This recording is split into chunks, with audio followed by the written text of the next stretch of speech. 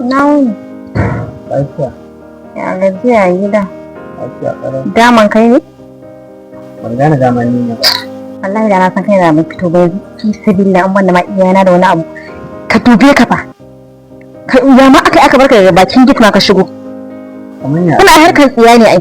Ina ni ina kai. Okay. Ka Magana da ki gaya min ya kenan. ba su kyauta mun ba wallahi sai ba su har ga Allah ba a kyauta mun ba. Nace magana da ki gaya A min. ba ya ebo mu ka dube ka fa wani harkar tsiya fa wani ebo mu ka gana maka kamar matan ka kalan ka ne ma tukuna. Ina zuwa mana ina zuwa. Ai ni ma dole akan ni. Ai ni ban dauka ma ke zan zo samu ba. Idan zai ki fara jin ƙwarin mummuna ne zan yi da irin ki. Ai ni wannan ɓata lokaci ne ma. Ni na fi ƙarfin irin karfe ga wannan gidan. Na fi ƙarfin irin wannan gidan da yake kallo. Ye! Allah ƙarya ne ka dubin ka ce dumbaru wallahi ƙarya ne. A inda baka so ba za ka ebo kafanka ka zo ba. Ai ban dauka abin da zan zo in gani din ba haka yake. Kin gane? Isa.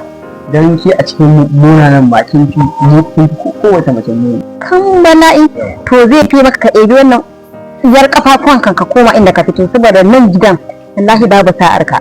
Ni kuma ba sa'ar ka bace. Ai ba na yawo da kafa ai. Mota ce take waje. A za a ɗauki gwangwami a koma an je gidan kuma sai a gaishe da tsofin gidan. Muna harkar tsiya ka ne ebo mu da ka dube ka ba dalla je ta wurin da ka ce kofa.